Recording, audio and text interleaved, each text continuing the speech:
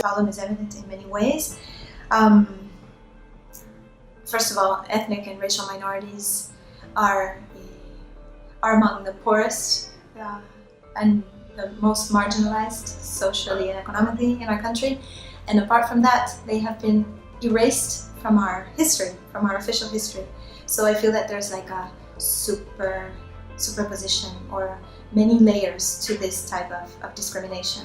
There's historic discrimination in that they have been historically invisibilized and they have been either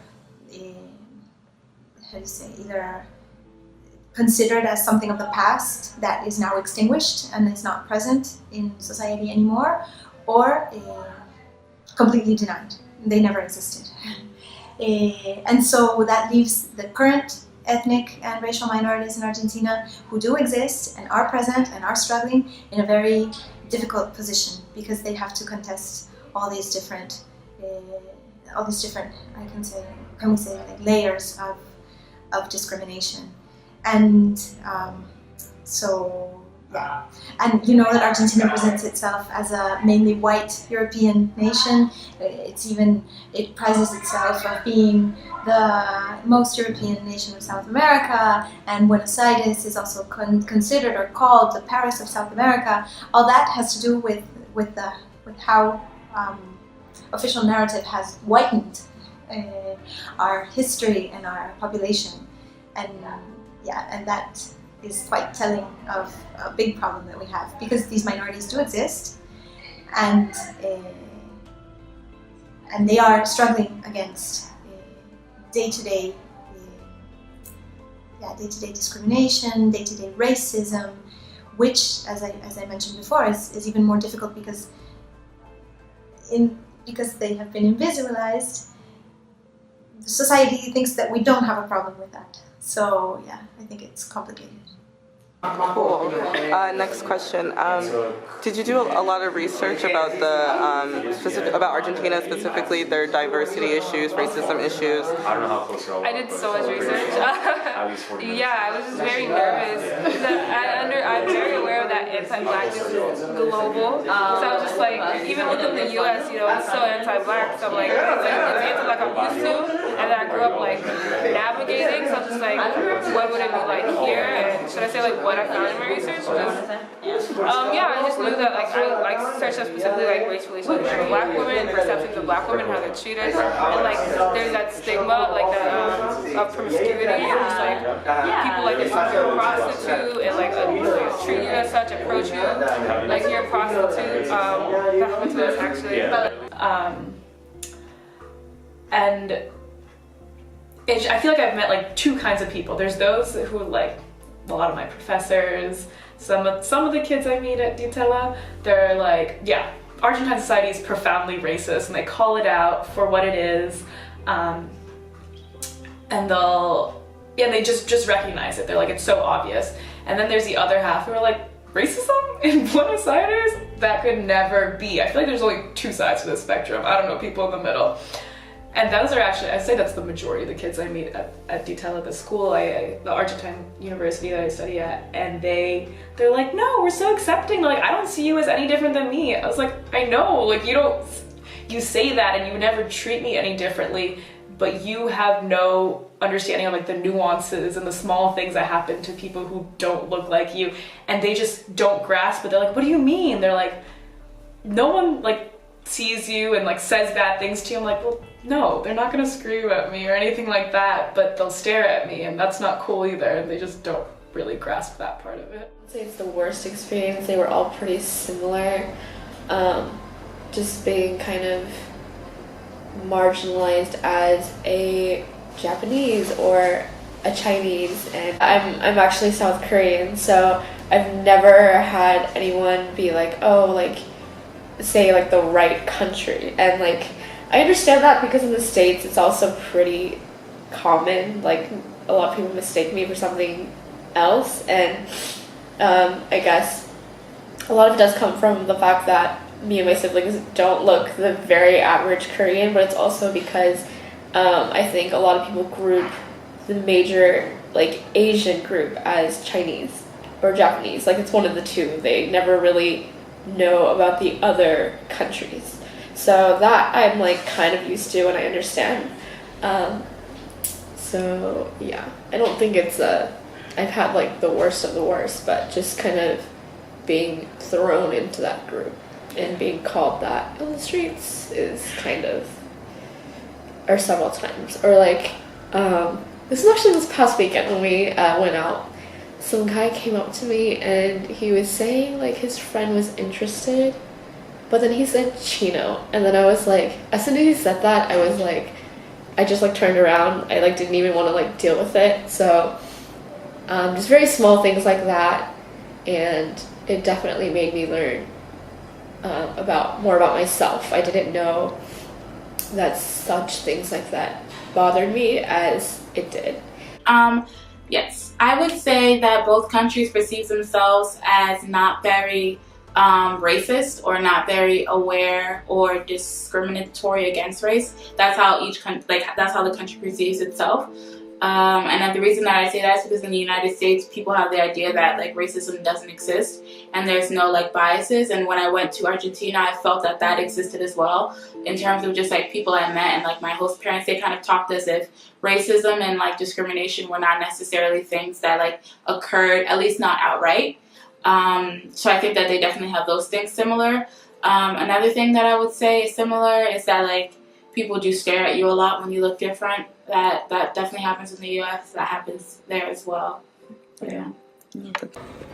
Bueno, en Argentina sin duda hay un problema de discriminación racial, o varios problemas quizás, pero el que yo más trabajo es relacionado con los pueblos indígenas.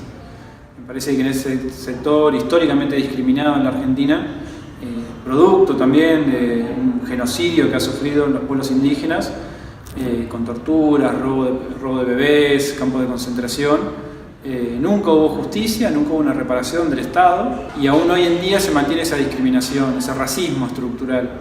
Se notan muchísimas formas, por un lado en la condena a la pobreza de estos pueblos indígenas, por otro lado las leyes que no se cumplen, las leyes que benefician a los pueblos indígenas no se cumplen, muy rara vez el Poder Judicial, los jueces y fiscales hacen cumplir esas leyes.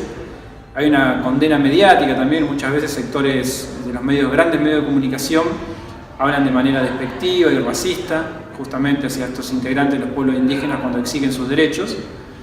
Y me parece que hay también en buena medida sectores de la sociedad, muchas veces sociedad urbana, blanca, que desconoce esos derechos y que trata de forma muy despectiva a los pueblos originarios de Argentina.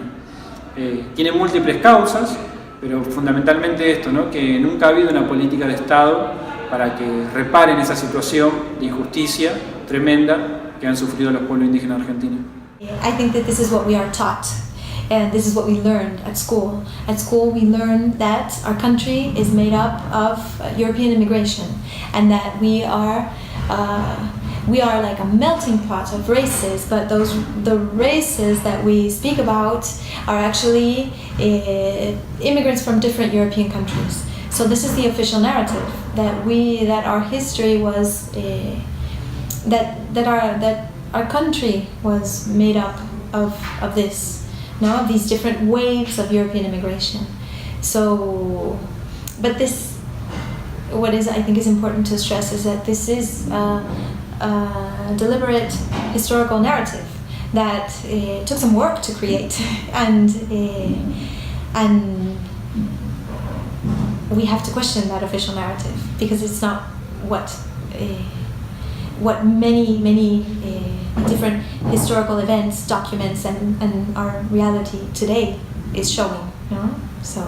And so it was a random weekend. It was a warm summer night. Right. A warm summer night. We were just walking. We were walking around Palermo. Around Palermo, and like this very drunk man came up to us, and he was like, "Oh, do you guys know where Rainey Ortiz is?" And we were like, "Yeah." And I was like, "I know where that is, but I don't know where it is." So I was like, "I don't know." And then he kept following us, and then he was like, "Oh, what do you do in the night?" And we were just like, what? I didn't understand. I thought he meant like nightlife instead of like. No, but like the way he said it, it had very sexual implications. Like he was like, "What do you do in the night?" And I was like, "Nada." And then I pulled her and we kept walking.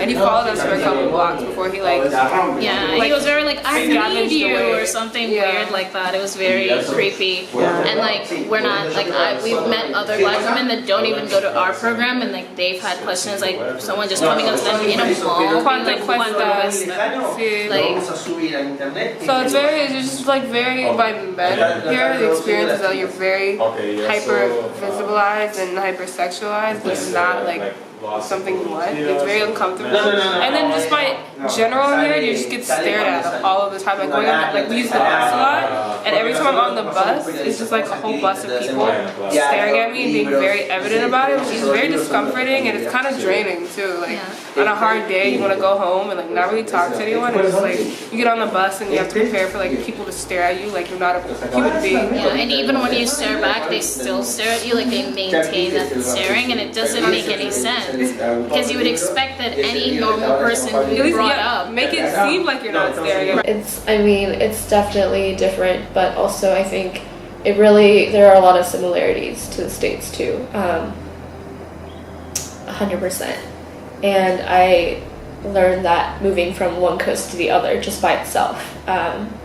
Being in a school that's completely in its own bubble in the middle of PA, where people think it's a very liberal area, but definitely there are those aspects of discrimination in the States too. So I don't think being here was a huge difference in being discriminated in some sort of way. So I think that helped, and that kind of helped me mentally cope, I guess, in some aspects of what I was experiencing. I just kind of think to myself, like, honestly, like, it's how it is.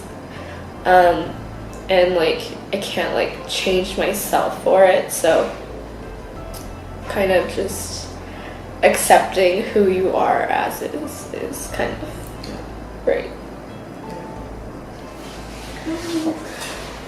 Like I said, I came in with the knowledge that I would face a lot of these things, so I was just prepared for it and I had that mindset.